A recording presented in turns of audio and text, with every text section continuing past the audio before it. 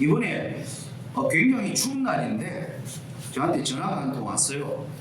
모르는 분인데 한 분이 손장로님, 저는 제주도에서 우리 신앙생활하는 우리 재림교인인데 배 타고 지금 육지로 들어가고 있는데 우리 집에 좀 와서 성경에 대하여 이렇게 좀 말씀을 나누고 싶다, 이렇게 한 분이 오셨어요.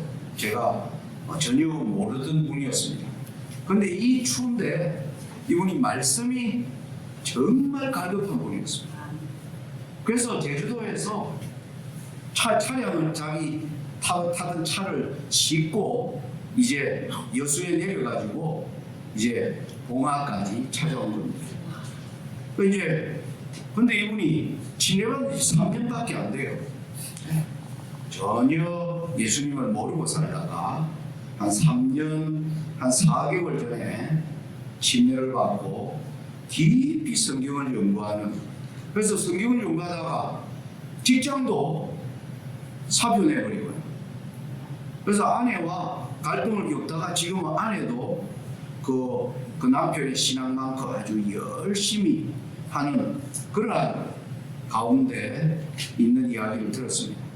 그래서 지금 저희 집을 이제 제일 먼저 방문하고 그 다음에 자기가 평소에 좀 생각하는 사람들 계속 찾아다니면서 자기가 성경에서 배우고 한 거를, 그리고 여러 가지 질문들을 자기 A4 용지에 한 20몇 페이지에 빽빽하게 적어서 그것을 이제 사람들에게 말하고 함께 질문하고 또 거기에서 자기의 부족한 것을 이제 채워나가는 그런 모습 보면서 우리 집사람과 함께 참 여러 생각이 많이 들었습니다. 저는 42년째 지금 재림 신자로 살아가는데 그 침례받은 지 3년밖에 되지 않는 그 사람 속에 있는 그 열망을 보면서 우리가 얼마나 지금 오랫동안 재림 신앙을 하고 있다고 하면서 우리가 얼마나 뒤로 물러가 있고 정말 하나님의 말씀을 따라 살고자 하는 열망이 과연 우리의 모습이 어떠한가, 이런 생각을 참 많이 하게 되었습니다. 지금 세계 곳곳에, 여러분 파키스탄 이런 곳에는 지금 그 이슬람 국가에서 하루에 2,000명씩 침례받는 놀라운 일들이 일어나고 있습니다. 네팔이라든지 방글라데시 이런 쪽에 흑암에 있는 백성들이 뭐 하는 겁니까? 지금 진리를 듣고 그들은 아주 새로운, 왜냐하면 지금까지 전혀 들어보지 못하던 기밀들을 들으면서 그들은 말이야 바로 개혁하기 시작하는 이런 일들이 일어나는 것입니다. 여러분 한국과 우리는 어떠한 형편이 될까요? 우리는 지금 한국은 이런 곳이라고 생각해요. 하나님이 지금 한국이라는 미국, 유럽과 같은 오랫동안 기독교에 관한 이 진리를 가진 백성들에게는 뭡니까? 기 멀은 자는 더 기가 멀게 하고 장님은 더 장님되게 하고, 누가 참 백성인가? 누가 남은 무리인가? 우리는 지금 그 선택의 기로에 저는 살고 있다고 생각합니다. 우리가 그래서 지금 말씀을 정말 내 마음속에 얼마나 내가 간절히 사모합니까? 그게 와서 그랬어요. 안식일을 지킨다는 것은 전 율법을 지키는 거 아니냐? 그런데 왜 교회에 안식일도 잘 지키지 않고 안식교 백성들이 다른 면에서 하나님의 말씀을 순종하지 않으면서 일요일 주일을 기다리고 있는 이 재림교인들을 보면 마음에 불이 타고 속이 답답해서 못 견디겠다고. 그래서 말씀을 연구하면서 이 지금 전국을 이렇게 다니는 그 형제를 3일 전에 같이 저희 집에서 하룻밤 자면서 대화를 나누면서 참 많은 생각을 했습니다. 그리고 우리가 정말 지금 내 신앙이 어떠한 위치에 와 있는가, 그걸 정말 잘 점검해야 되는 때에 살고 있다고 생각합니다. 제가 이 저녁 시간에는 계속 예언 연구를 계속, 지난번에 제가 제1부, 제2부 뭐 이렇게 했는데 제2부의 예언을 여러분들과 좀 어렵다 할지라도 진행을 해야 되겠다, 그렇게 기도하면서 그렇게 작정을 했습니다. 우리가 제1부를 요약하면 이렇습니다. 여러분, 이 랜드마크를 잘 볼 줄 알아야 돼요. 우리는 AD 31년에 십자가를 통한 이 일이 하나의 중요한 랜드마크임을 알고 있습니다. 그리고 1844년이라고 하는 랜드마크가 있었고, 지금 마지막 종말을 사는 우리에게 지금 랜드마크는 뭐냐면 어린 양의 혼인 시기 랜드마크이다라고 제가 말씀을 드렸습니다. 이 AD 31년은 예수님이 예언한 70일의 예언이 성취됨으로 말미암아 한 백성이 예언을 연구하면서 준비되었습니다. 1844년은 2300주야라고 하는 예언을 연구하면서 그 예언이 성취되는 걸 보면서 한 무리가 준비되는 과정입니다. 오늘 우리에게 있는 랜드마크는 뭐냐면 어린 양의 혼인 시기입니다. 이 혼인 시기 이루어지는 것을 알려주는 바로 그 랜드마크를 우리가 연구하려면 다니엘 7장이 보여주는 예언의 가장 기초를 알아야 된다. 다니엘 7장에 보면 사자, 곰, 표범, 10뿔 가진 짐승, 작은 뿔이 등장을 하고 1798년 이후에는 하늘의 심판이 베풀어지고, 그리고 짐승이 정한 때를 기다리고 인자가 나라를 받는, 이게 마지막 때에 관한 중요한 예언이라는 것을 우리가 이해하면서 보니까 요한 계시록도 이 세 개 이상을, 계시록 14장 7절에 심판의 때가 가까웠다, 18장 10절에 음료를 태우고 있는 음료와 짐승의 심판이 이르렀다, 그리고 19장 7절에 어린 양의 혼인 기약이 이르렀다. 그래서 다니엘 7장에서 보여준 1798년 이후의 세계 이상과 요한계시록에 나타난 세 번에 이르렀다는 것이 서로 같은 내용임을 우리가 확인할 수 있었습니다. 그래서 다니엘과 요한계시록은 바로 이 사건을 통해서 우리에게 오늘 우리가 세상 어디에 와 있는지를 하나님이 말씀하고 계신 것을 우리가 이해한 겁니다. 자, 그런데 여기에 맨 마지막 어린 양의 혼인 시기야말로 드디어 이 세상 나라가 하나님이 통치하는 나라가 되는 이 때를 우리에게 설명해 주기 위하여 계시록 17장에 짐승의 머리에 있는 7머리를 설명하면서 5은 망하였고 하나는 있고 6째는 있고 다른이 7째는 아직 이르지 아니했고, 그리고 또 하나 8째가 있는 이 구조 자체가 다니엘 7장과 계시록 17장이 같은 구조로 이루어져 있는 것을 우리가 이제 확인한 거예요. 그래서 우리는 이 내용을 잘 이해하면 이 랜드마크, 우리가 지금 알아야 될 이 랜드마크를 이해할 수, 어디에 와 있는지를 알도록 하기 위해서 하나님이 내비게이션처럼 보여주고 있다.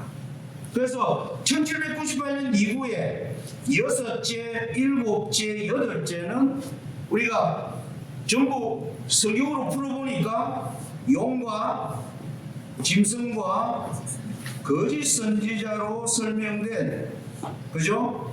새 악한 세력의 삼중연합을 나타낸다는 것. 거기서 용은 우리가 사탄인 걸 알고 짐승은 교환권이고 거짓 선지자는 미국임을 우리가 이제 성경 연구를 통해서 알게 되었으므로 계시록 17장은 1798년 이전에 바벨론, 페르시아, 헬라, 로마 교황권으로 역사에 등장하고 1798년에 지금 이후에 미국이 있고 그리고 살아난 교황권이 미국과 연합을 하면 여덟째가 올라온 사이에 반드시 잠깐 동안이라는 시간으로 설명되어 있는 것을 우리가 본 겁니다. 그런데 우리는 이미 미국과 교황권이 연합한 대로 우리 지금 살고 있어요. 그럼 우리는 이 잠깐 동안에 어디에 와 있는가? 이게 우리가 지금 예언 연구를 통해서 밝혀하는 것입니다. 이번에 제주도에 와서 저희 집을 방문한 형제도 이 예언을 연구하면서 여기에서 너무나 깊은 감동을 받고 직전까지 제주도 이분이 제주 사람인데 대학은 서울에서 나왔어요. 컴퓨터 공학을 전공해가지고 제주도청에 홍보과에 아주 중요한 자리에 있는 총망받는 자리에 근데 이 형제가 이 예언을 연구하면서 직장을 뭐 해버린 겁니까? 네, 그만두고 버렸어요. 지금 무엇을 위하여 살아야 하는가? 이 형제 스토리가 뭐냐면 자기가 우리 재림교회에 들어와서 예언을 공부하면서 자기가 이제 유튜브나 이런 걸 통해서 이제 여러 우리 교회에서 예언 많이 가르치지 않습니까? 그래서 그걸 공부하면서 그래서 처음에는 휴직을 한 거예요. 직장에다가 1년 일단 사표는 안 내고 1년간 열심히 성경을 연구한 결과 뭐 해야 되겠다? 직장을 그만둬야 되겠다. 내가 여기에 모든 것을 내가 그래야 되겠다. 그래서 이런 걸 바탕으로 지금 예언이 전개되고 있는 것입니다. 자, 이게 이제 우리가 지금 공부한 거예요. 제1부가. 그런데 우리가 이 여덟째가 나타나는 반드시 잠깐 동안은 이게 목적지입니다. 목적지를 알려주는 아주 중요한 근데 여기에는 굉장히 쉽지 않아요. 성경을 깊이 연구하지 않으면 찾지 못하도록 되어 있습니다. 여러분 예를 들면 제가 우리 봉화에서 양주 중앙교회로 오는 예를 내가 들잖아요. 제가 항상 찾는 게 뭐예요? 경동대학교. 경동대학교가 보이면 1.2km 떨어져 있다. 제가 270km를 오는데 드디어 1.2km가 남았다고 하는 이게 바로 목적지가 가까운 거예요. 그런데 여러분 생각해 보세요. 경동대학 앞에 가는 길이 오른쪽으로 가는 길도 있고 왼쪽으로 가는 길도 있어요. 어디로 가야 되느냐는 거예요. 그렇죠? 그러면 여러분이 길을 모른다고 생각하고 경동대학을 찾았어요. 그런데 1.2km가 저기 왼쪽 길로 가야 되는지 오른쪽으로 가야 되는지 그럼 자상하게 이렇게 설명해요. 제 같으면 경동대학교에서 한 800m 가면 쉐보레 쉐보레 자동차 어떻게 AS 센터가 보이는 그 방향이다. 그렇게 알려주면 쉽게 찾을까요? 헤맬까요? 안 헤맬까요? 오른쪽 왼쪽으로 헤매자. 그때 이제 마을 사람한테 여기 쉐보레 그 AS 센터가 어디 있습니까? 경동대. 아 이쪽에서 그럼 그쪽으로 가면 되는 거예요. 그러니까 그쪽으로 가서 한 400m 들어가면 청미원이 있는데 그 맞은편에 교회가 있다. 그럼 쉽게 찾는 겁니다.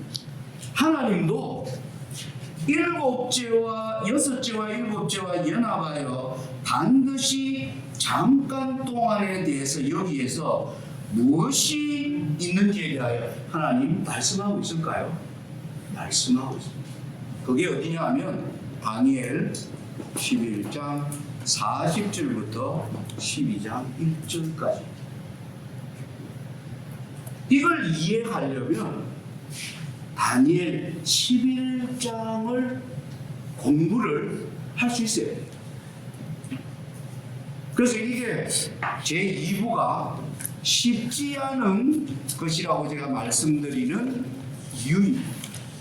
우리 다니엘 11장 한번 펴보십시오. 먼저 40절 읽어볼게요. 제가 마지막 때에 남방왕이 그를 찌르리니, 이 그가 앞에 문장에 보면 북방왕입니다.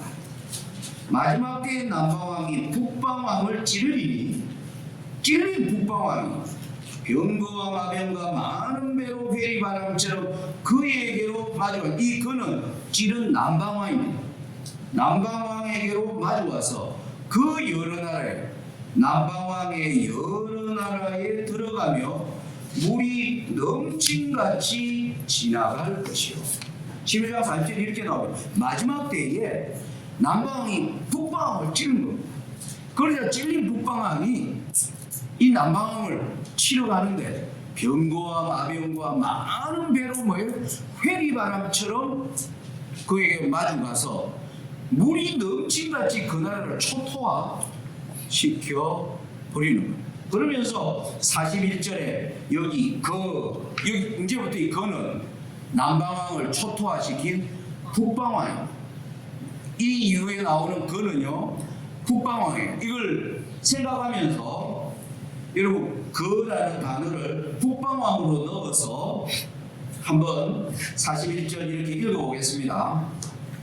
북방왕이 또 영화로운 땅에 들어갈 것이요 많은 나라를 배만케 할 것이나 오직 에돔과 모압과 암몬 자손의 존귀한 자들은 북방왕의 손에서 벗어나리라. 북방왕이 열국에 그 손을 펴리니 애굽 땅도 면치 못할 것이므로 북방왕이 은세로 애굽의 금은과 모든 보물을 잡을 것이요 리비아 사람과 우스 사람이 그의 시종이 되리라.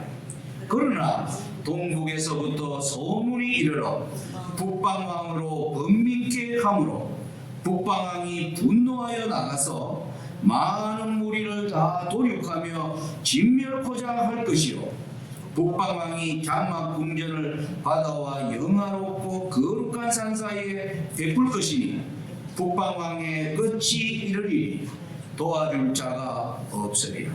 그때에 너 민족을 호위하는 대군 미가엘이 일어날 것이요 또 환란이 있으리니 이는 개국 이래로 그때까지 없던 환란일 것이며 그때에 너 백성 중 무릇 책에 기록된 모든 자가 구원을 얻을 것이다.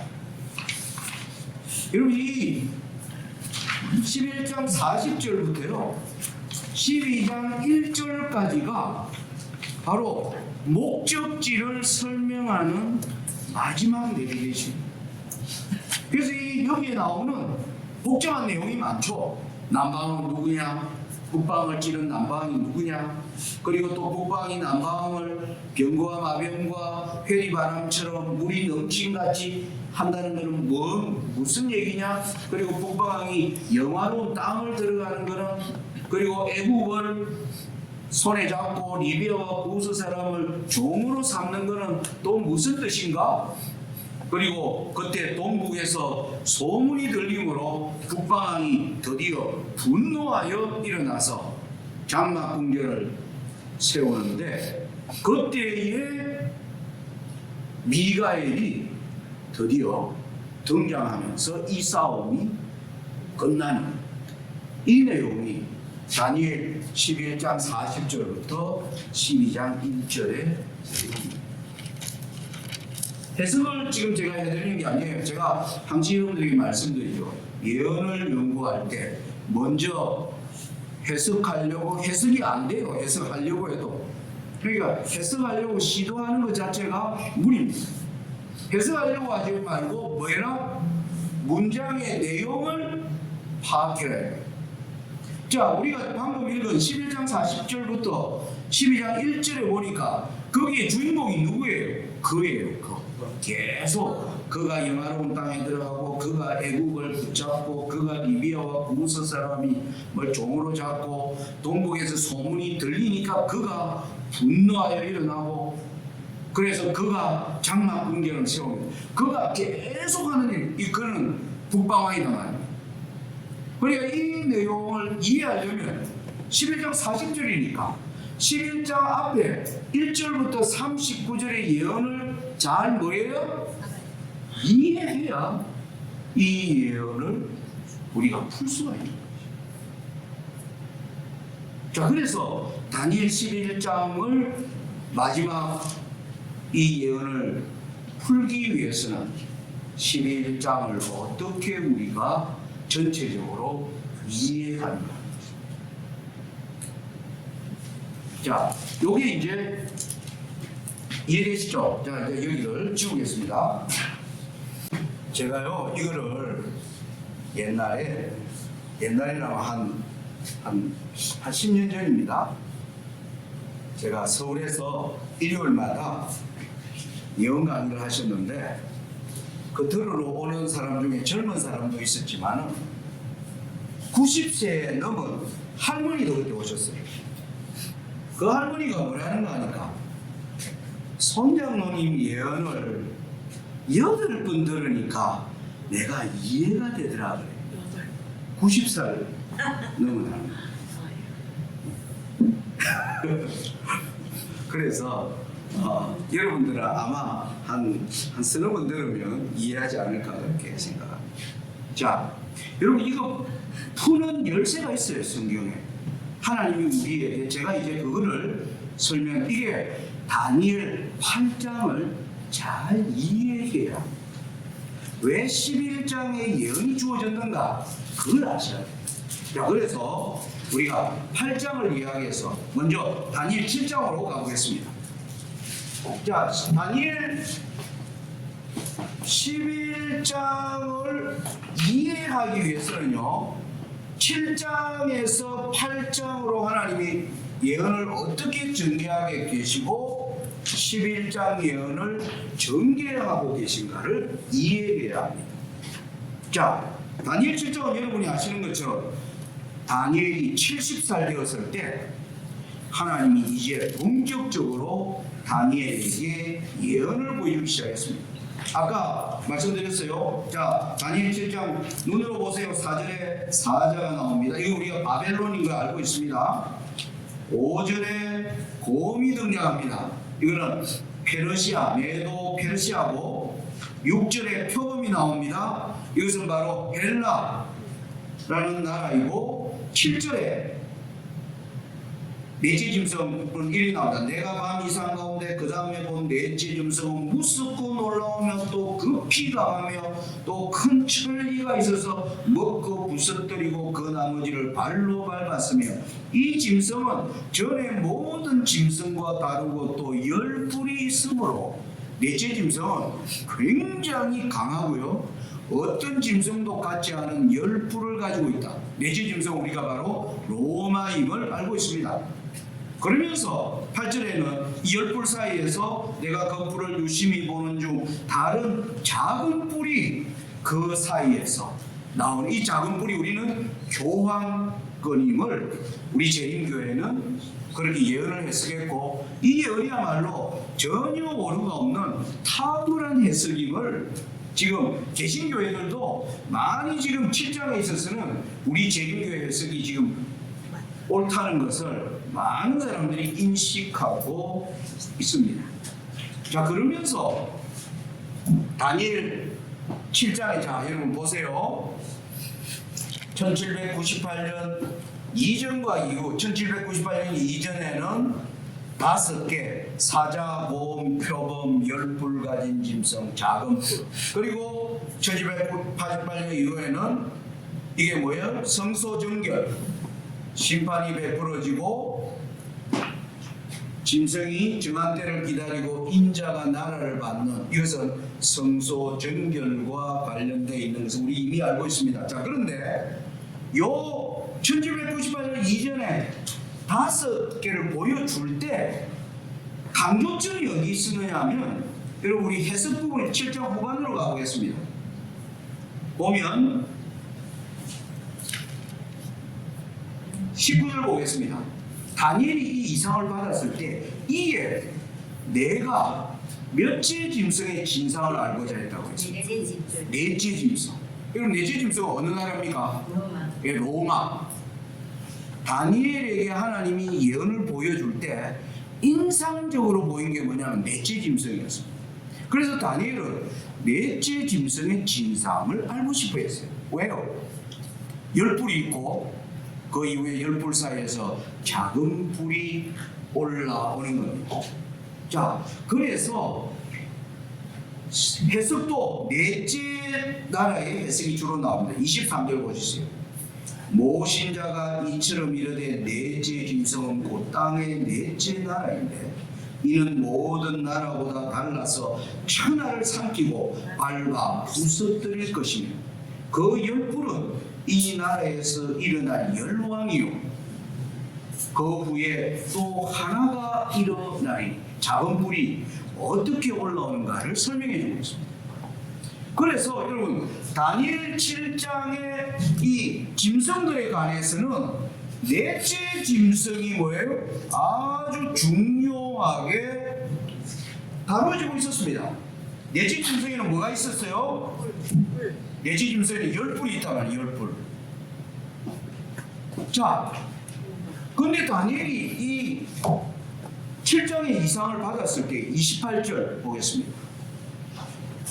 그 말이 이에 그친지라 해석을 해주는데 나 다니엘은 중심이 번민하였으며 내 낯빛이 변하였으나 내가 이 일을 마음에 감추었노라.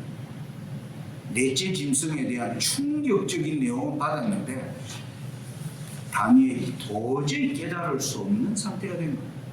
자, 이런 상태에서 2년 후에 8장의 이상이 주어집니다. 이때로부터 2년이 지나갑니다. 8장 1절 보겠습니다. 나 다니엘에게 처음에 나타난 이상 후 벨사살 왕 3년에 다시 이상이 나타나니라. 자, 여러분 8장에는 드디어 앞에는 짐승이 4마리 나오고 작은 불이 나왔어요. 근데 8장의 이상을 보면 수양과 수용소가 나오고요. 그 다음에 작은 불이 나와요. 작은 불이. 수양과 수용소. 이게 여러분 지금 대부분 지금 개신교회예요. 여러분 뭐 장로교, 침례교, 감리교 이런 대부분의 교회가 다니엘 7장 예언을 해석하다가 8장 와가지고 비틀거립니다. 여기서부터 그들이 길을 잃어버려요. 하나 잘못된 게 이 성경에 여러분 우리는 66권 성경인데 여러분 천주교는 성경이 70세 걸인 거 알고 계시죠? 천주교에서 보는 공동 번역 성경은 우리 성경보다 7권의 책이 더 있습니다. 그 7권의 책 가운데 마카비 상하가 있어요. 이 마카비 상하에 보면 이 다니엘 8장을 잘못 해석하도록 그렇게 교묘하게 성경을 이래 교묘하게 풀어놓은 내용들이 나옵니다. 그래서 마카비스가 사실 66권의 정경에 들어가지 못했습니다. 왜냐하면 모든 성경은 하나님의 감동으로 되었는데 마카비스는 인간의 견해로 썼다는 게 읽어보면 막 그렇게 이해가 됩니다. 그래서 마카비스는 성경에는 근데 이 마카비스에 다니엘 8장에 나오는 작은 불을 해석하는 그러한 일들이 거기에 있습니다. 그러니까 거기서부터 이제 뭐냐면은 길을 잃기 시작합니다. 자, 그런데 이걸 푸는 방법이 여러분 이제 이걸 보세요. 자, 다니엘 8장 한번 보겠습니다. 먼저 보면 3절입니다. 내가 눈을 들어본 적 강가에 2뿔 가진 수양이 나옵니다. 그 다음에 5절입니다. 내가 생각할 때 한 수염소가 서편에서 나옵니다. 이 수염소가 나와가지고 이 둘이 치고받고 싸우는 게 7절에 나옵니다. 그래서 8절에는 수염소가 스스로 수염소가 수양을 꺾어버렸습니다. 스스로 심히 강대하여 가더니 강성할 때 뿔 넷이 큰 뿔이 꺾이고 그 대신에 현저한 뿔 넷이 하늘 사방을 향하여 나타나. 9절입니다. 그중 한 뿔에서 작은 뿔 하나가 나온다는 거. 이게 7장도 안 맞는 거예요. 여러분 7장에는 넷째 10뿔 가진 짐승에 거기에서 작은 뿔이 나온다고 돼요. 그리고 7장에서는 이 넷째 짐승이 뭐예요? 강조되어 있는데 다니엘 8장에는 10뿔 가진 짐승이 등장해요, 안 해요? 아예 등장 자체를 안 해버립니다. 여기서는 수염소에게 현저한 뿔이 있는데 수염소의 현저한 뿔이 꺾이고 네 뿔이 나왔는데 네 뿔 사이에 작은 뿔이 나왔다. 그러니까 개신교회는 여기서 다니엘 7장과 8장은 같이 연구할 필요가 없다라고 생각합니다. 그렇게 생각해요. 그런데 하나님은 모든 예언이 앞에 예언을 통해서 다음에 줄 때 그런 우리는 고민해야 되는 거예요. 하나님이 왜 이렇게 전개하실까? 여러분 다시 말씀드리면 이렇습니다. 7장에는 넷째 짐승이 강조되어 있어요. 그런데 넷째 짐승이 8장에는 아예 뭐예요? 아예 없는 거예요. 여러분들이 드라마를 본단 말입니다.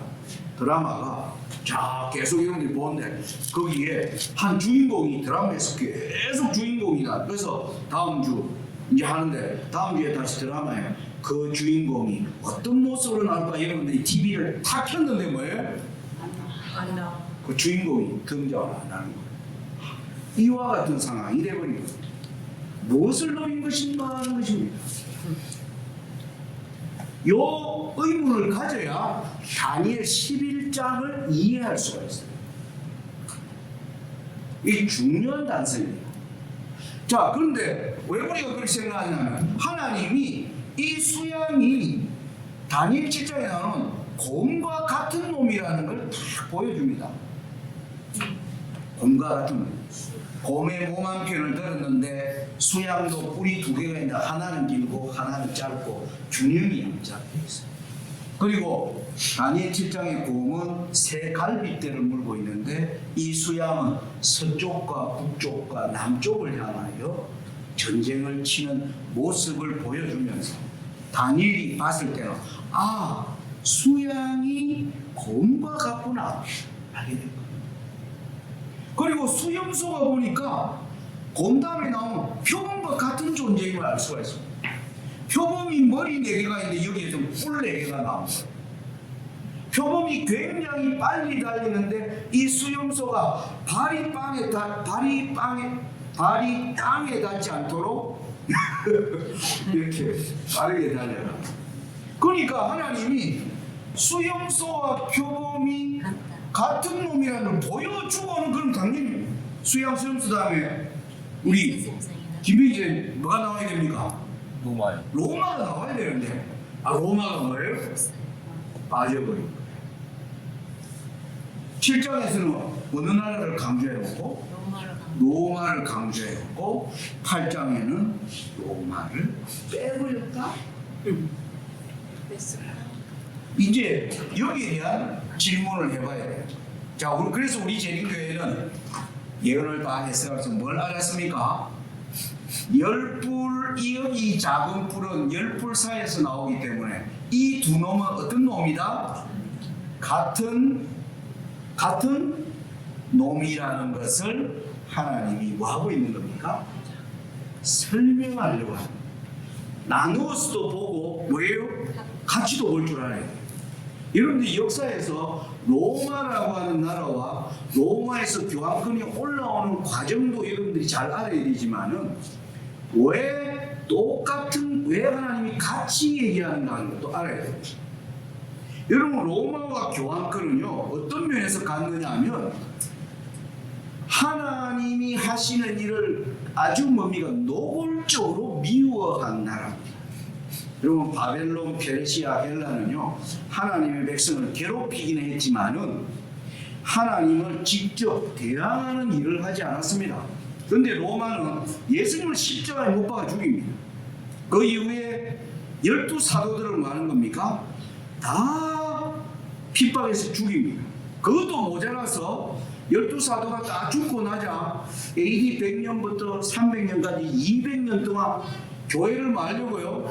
교회를 말살시키려고 엄청나게 교회를 핍박합니다. 이게 로마가 했던 죄악이에요. 근데 뭐예요? 교회가 없어지지 않는 겁니다. 그래서 사단이 작전을 바꿉니다. 야, 이거 핍박하면 안 되는 거야. 가짜 교회를 세우자. 전략이 바뀝니다. 우리가 그들을 진리를 수용하는 것처럼 하면서 거기다가 뭐예요? 오류를 섞고 거기에서 나온 게 뭐예요? 교황권. 그래서 하나님이 로마와 교황권을 분리해서도 설명하지만 하나님의 교회를 없애려고 하는 데서는 뭐 하는 겁니까? 두 놈이 똑같은 놈이라고 하나님이 말씀하고 있습니다. 다니엘 8장은 그걸 설명하려고 해요. 같이 볼 줄 알아야 돼요. 같이. 나눠서도 보고 같이도 볼 줄 알아야 돼요. 그러니까 다니엘 7장에는 1798년 이후에 다니엘 7장에는 3개 이상이 나왔는데 다니엘 8장에는 성소 정결이라는 하나의 주제만 또 이것도 뭐예요? 다니엘 8장은 3개로 나누어진 것을 성소 정결이라고 하는 하나로 설명하고 있는 것이 다니엘 8장의 특징입니다. 그런데 개신교회는요 이 작은 불을 이렇게 안 보고 마카비서에 보면 아까 외경인 마카비서에 보면 이 다니엘 8장에 나오는 작은 불을 안티오쿠스 에피파네스라고 마카비서에 기록을 해놓은 거예요. 그래서 개신교회는 성경의 정경은 아니지만 그래도 유대 민족이 기록한 마카비서에 그 다니엘서의 8장에 나오는 작은 불을 안티오쿠스 에피파네스라 했으니까 그렇게 해석하자 해가 그대로 받아버린 거예요. 그런데 이제 안티오쿠스 에피파네스가 아닌 거를 제가 이제 증명을 해야 될 거 아니에요, 그죠? 마카비서는 그렇게 설명했는데 과연 그러면 우리는 모든 해석들이 성경을 성경으로 풀어야 하는 것입니다. 여러분 안티오쿠스 에피파네스라고 하는 이 왕은요 BC 175년부터 164년 동안 셀루쿠스 왕조의 왕이었습니다. 셀루쿠스 왕조의 왕인데 이 사람이 자기가 왕으로 있을 때 예루살렘에 하나님의 성전에 드리는 번제단의 제물로 뭐냐면 돼지를 일부러 드리게 하나님이 가장 다양하게 3년 이상 동안 그러한 성전을 모욕하는 일을 합니다. 그래서 유대 민족의 애국자인 마카비는 이놈이 하나님의 성전을 모독하는 안티오쿠스 에피파네스가 다니엘 8장의 작은 불이라고 생각한 겁니다. 우리 8장 9절 한번 보겠습니다. 8장 9절 거기 보면 작은 불에 대한 해석이 이렇게 나옵니다. 그중 한 불에서 또 작은 불 하나가 나서 남편과 동편과 영화로운 땅을 향하여 심히 커지더니 그것이 하늘 군대에 미칠 만큼 커져서 그 군대와 별중에 몇절 땅에 떨어뜨리고 그것을 짓밟고 또 스스로 높아져서 군대의 주제를 대적하며 그에게 매일 드리는 제사를 제하여 버렸고 그의 성소를 걸었으며 범죄함을 인하여 백성과 매일 드리는 제사가 그것에게 붙임받이었고 그것이 또 진리를 땅에 던지며 자의로 행하여 형통하였더라. 여기 보니까 이 작은 불이 하나님의 성소를 뭐 하는 겁니까? 짓밟고 매일 드려지는 제사를 뭐 합니까? 하니까 이 안티오쿠스 에피파네스가 실제로 한 3년 동안 그런 일을 하니까 다니엘 8장의 작은 불이 바로 이 사람이다. 그렇게 마카비가 기록한 걸 오늘날 교회가 그대로 개신교회도 받아서 설명을 하다 보니까 그 이후에 그들이 길을 잃어버려요. 여러분 예언을 해석하는데 엉뚱한 데 짚으면 그때부터 목적지 갈 수 있습니까? 못 갑니까? 왜? 방향이 완전히 뭡니까? 겹길로 빠져버리고 그들이 목적지를 가려면 다시 뭐 해야 됩니까? 어디서 잘못됐는가를 알고 제자리로 돌아와야 되는 것입니다. 이게 이제 그러면 여러분 여기 지도 잘 보이십니까? 제가 이 그림을 잘 못 그리는데 제가 오늘 이거 그리느라고 여기서 30분 지웠다가 이렇게 했는데 여러분들이 내가 지도가 정말 잘 그렸다고 생각했냐? 여러분 여기가 지중해예요. 지중해. 이거 어디 같아요? 예, 누가 로마라 그랬어요? 누가 그랬어요, 그런가? 예? 주장님이 말씀하셨으니까. 예, 답입니다. 누가 있냐니까 쫄아가지고 답입니다. 그러셨어요. 예, 이게 로마예요. 이게 오늘날 이게 여기 어딜까요? 여기? 그리스, 헬라. 그리스. 여기가 오늘날 터키고요. 여기 어딜까요? 스페인. 여기에는 프랑스, 독일. 여기 어딜까요? 예? 영국. 이게 유럽이에요. 유럽. 여기가 지중해예요. 오늘날에 이집트가 바로 여기 있습니다. 애굽이 있습니다. 구약 시대에는 여기 아프리카 땅이 리비아, 애굽, 구스로 나누어져 있습니다. 구스는 홍해의 끝에 있는 땅이 구스 땅입니다. 이렇게 되어 있는데 여러분 바로 여기서 예루살렘이 어디 있습니까? 바로 예루살렘이 지중해 바로 동편에 여기 예루살렘입니다. 그러니까 안티오쿠스 에피파네스는 뭐냐면 여기 알렉산더가 여기 그리스에 있는 알렉산더가 거대한 영토를 점령한 거예요. 그리고 여기 성경에 알렉산더를 수염수의 현저한 북이라고 했습니다. 21살이에요. 21살이에요. 동방원정을 나와가지고 거대한 땅을 오늘날로 따지면 어디까지? 인도, 파키스탄까지.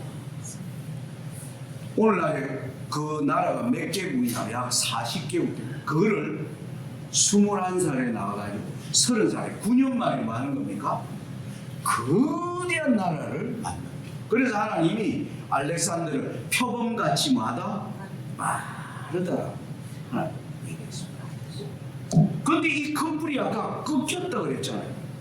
알렉산더가 30살에 거대한 헬라 제국을 만들고 나서 그가 애굽의 알렉산드리아에 그래서 뭡니까? 여생을 즐기려고 하면서 방탕하게 술을 마시고 하다가 뭐예요? 풍토병에 걸려서 31살에 죽습니다. 그때 태어난 아이가 없어요. 그러니까 30살에 이 왕이 죽으니까 신하들이 뭡니까? 모여서 이제 역사의 책에 의하면 그렇습니다. 왕이 이렇게 큰 나라 만들어 놓고 왕이 이렇게 일찍 가면 왕이 떠나고 나서 이 나라를 누가 다스려야 됩니까? 그랬더니 많이들 전해오는 얘기에 알렉산더가 힘센 놈이 가져라 그랬다는 거예요. 힘센 놈. 그러자 알렉산더가 죽고 알렉산더의 부하들이 야 흰색 놈이 가져가니까 뭐 할까요? 그 장군들끼리 이제 근데 그래서 그때 합의가 이거지. 우리 싸우지 말자. 우리 다 한때 뭐였다? 같은 부대였다. 그래서 동서남북으로 그래서 여기 수염수에서 네 뿔이 나온 게 동서남북으로 네 명의 군인이 등장하는 것입니다. 여기 동쪽이 카산드라라고 하는 그 다음에 서쪽이 이시마푸스라고 하는 장군 그리고 남쪽은 프톨레미라고 하는 장군 북쪽은 셀루쿠스라고 하는 이 네 장군에 의하여 이 알렉산더의 거대한 땅이 그렇게 나눠져요. 자 그런데 하나님은 거기에서 작은 뿔이 나온대. 아까 네 뿔 사이에서 작은 뿔이 나온다고 8장에 얘기한 거예요. 그런데 이제 11장으로 갑니다. 요것만 조금 하고 오늘 마칠게요. 11장 보는 것만 제가 설명해 드리겠습니다. 자, 11장 2절 보겠습니다. 이제 내가 참된 것을 너에게 보이리라. 보라, 바사에서. 그래서 페르시아에서 시작합니다. 다니엘 8장이요. 수양으로 시작해요. 수양 페르시아로 썼어요. 그래서 다니엘 8장의 근거에서 11장을 얘기하니 보라, 바사에서 새 왕이 일어날 것이요. 그 후에 넷째는 그들보다 심히 부유할 것이며 그가 그 부유함으로 강하여진 후에는 모든 사람을 격동시켜 누구를 칠 것이다? 헬라 그리스를 칠 것이다 이 말이에요. 그러니까 그리스에서 3절 장차한 능력 있는 왕이 알렉산더가 일어난 겁니다. 큰 권세로 다스리며 임의로 쾌하리라. 그러나 그가 강성할 때 바로 알렉산더가 강성한 30살 때에 그 나라가 갈라져 천하 사방에 나누어질 것이다. 이 예언대로 알렉산더가 뭐예요? 그렇게 출현했다가 사라진 것입니다. 그래서 11장 2절부터 4절은요 다니엘 8장을 근거로 뭐 해주고 있어요? 자세하게 해석해주고 있습니다. 자 그러면 5절부터는 누가 나와야 돼요? 5절부터는 누가 나와야 될까요? 작은 뿔이 나와야 됩니다. 다니엘 8장에는 이거 보세요. 수염수 나오고 거기에 네 나라로 갈라지고 나서 뭐가 나옵니까? 작은 뿔이 나오세요.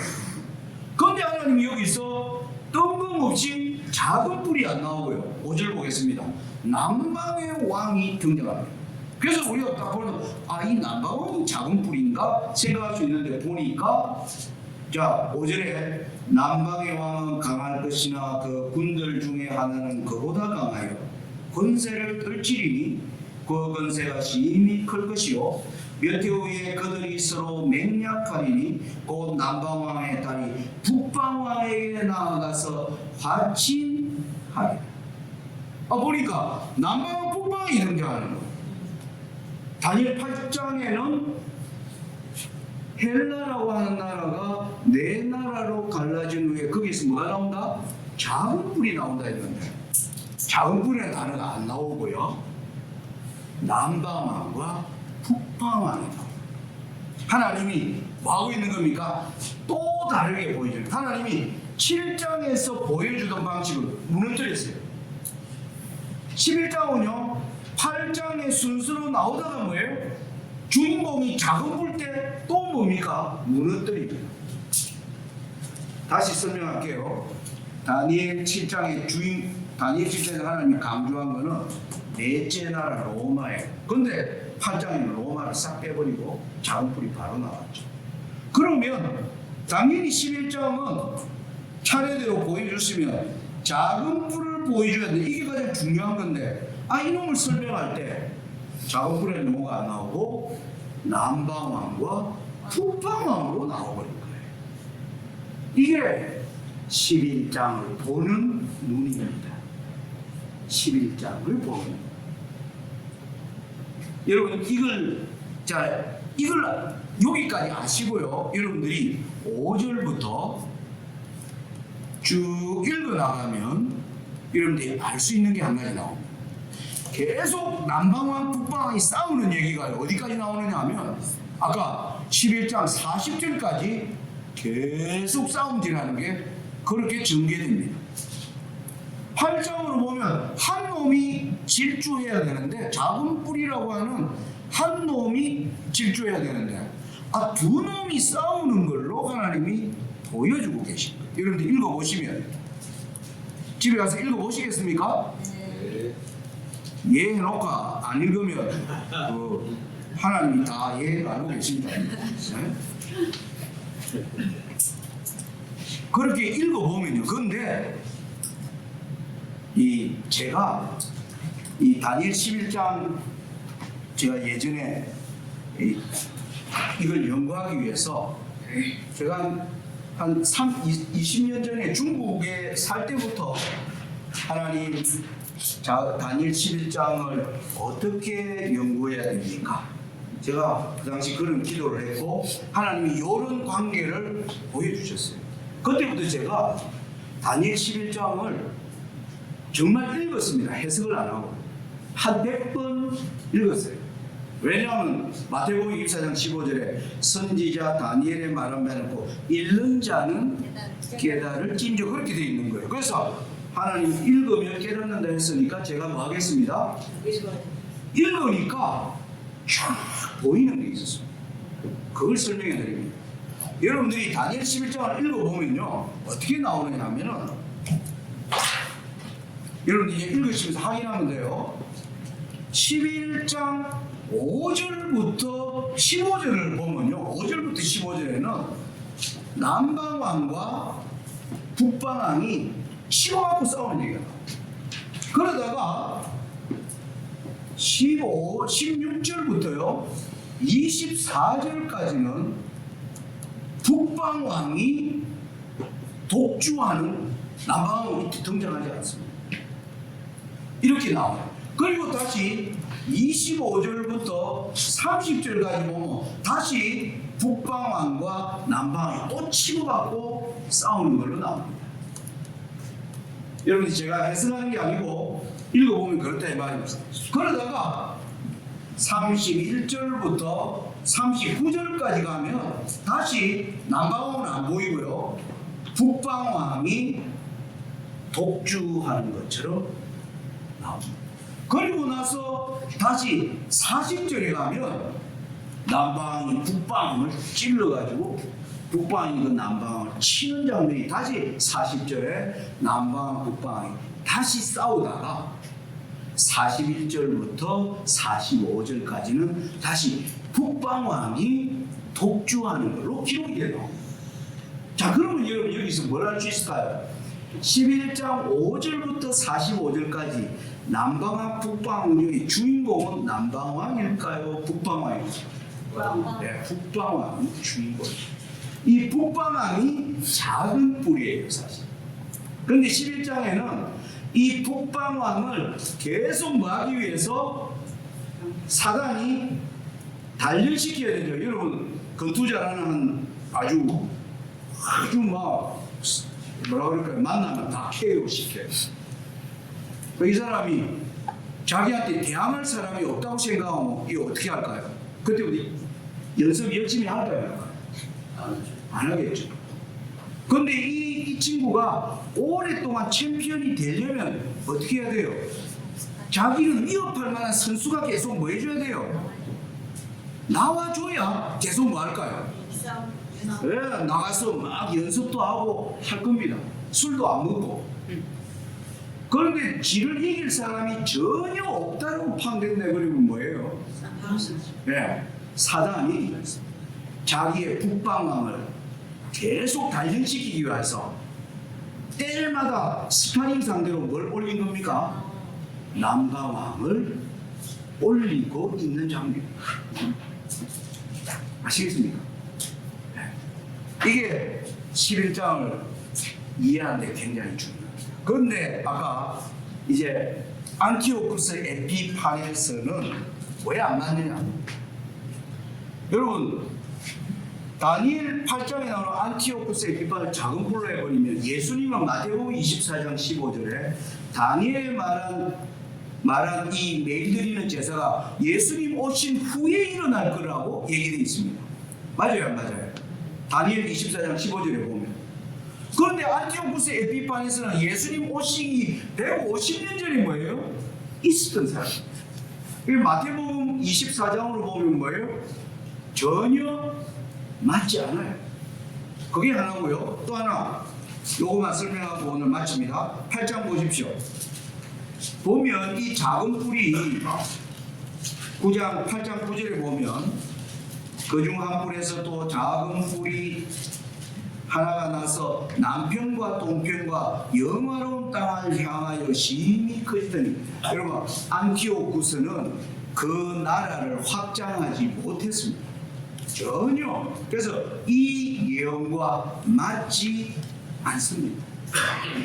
그리고 또 하나, 2300주야까지 짓밟는다 했는데 이 안티오쿠스는 약 3년 동안 짓밟았어요. 그러니까 2300주야와 전혀 맞지 않습니다.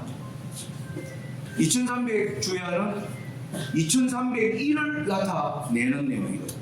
여러분, 우리 레위기서 잠깐 하나 볼까요? 레위기서 8장 한번 보겠습니다.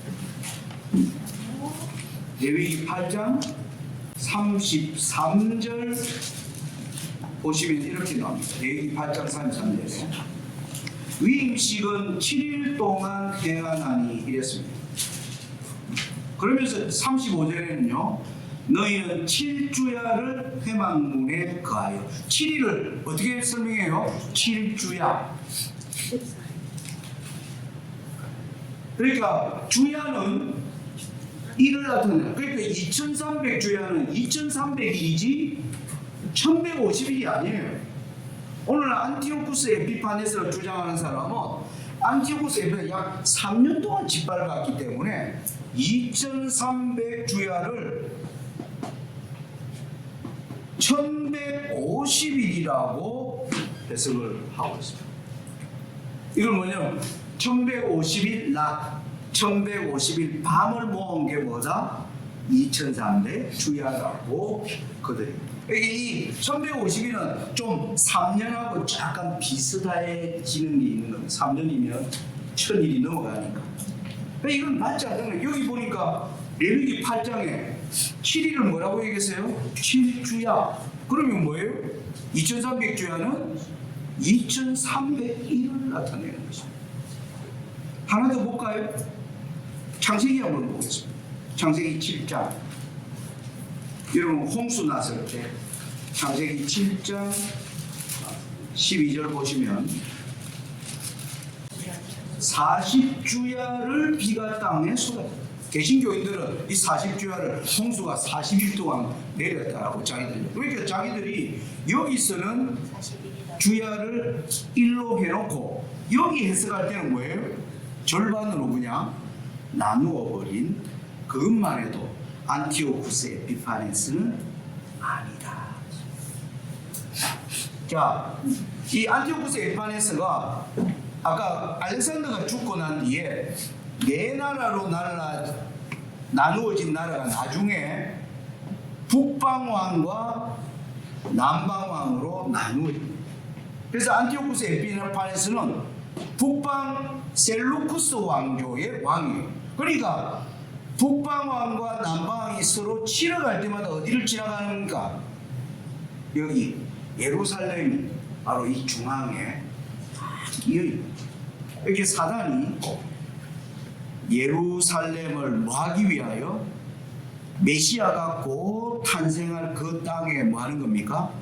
이 백성의 믿음을 뭐하기 위하여? 무너뜨리기 위하여 이 안티오쿠스 에피파네스로 하여금 이러한 악한 짓을 하도록 했는데, 악한 짓을 한 사람은 맞아요. 근데 다니엘 8장 9절의 해석에 맞지 않고 주야의 해석에 맞지 않고, 그리고 그가 어디까지 하늘 군대까지 미칠 만큼 커진다는 그 예언의 해석에도 맞지 않습니다.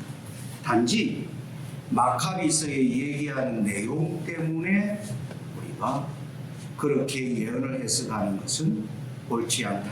그렇게 말씀드릴 수가 있겠습니다.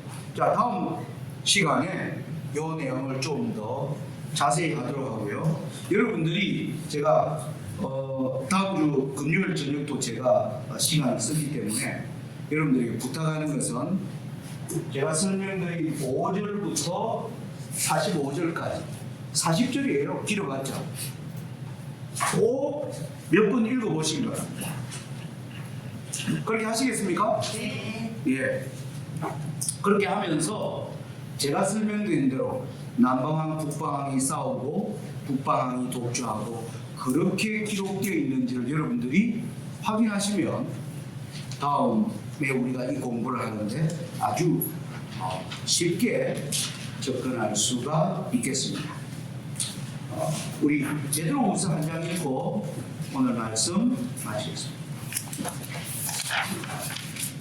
베드로후서 1장 19절부터의 말씀입니다. 또 우리에게 더 확실한 예언이 있어 어두운 데 비치는 등불과 같으니 날이 새어 샛별이 너희 마음에 떠오르기까지 너희가 이것을 주의하는 것이 가만이라. 먼저 알 것은 경의 모든 예언은 사사로이 풀 것이 아니니 예언은 언제든지 사람의 뜻으로 낸 것이 아니요 오직 성령의 감동하심을 입은 사람들이 하나님께 받아 말한 것임이니라. 2장 1절입니다. 그러나 민간에 또한 거짓 선지자들이 일어났으나니 이와 같이 너희 중에도 거짓 선생들이 있으리라. 말세에. 그래서 말세에 우리에게 밝은 길을 보여주는 이 예언 연구를 통해서 우리가 지금 목적지에 어디에 다가와 있는지를 우리가 알면서 하나님 앞에 우리가 더욱 헌신하는 우리 모두가 되시기를 바라면서 오늘 말씀을 마칩니다.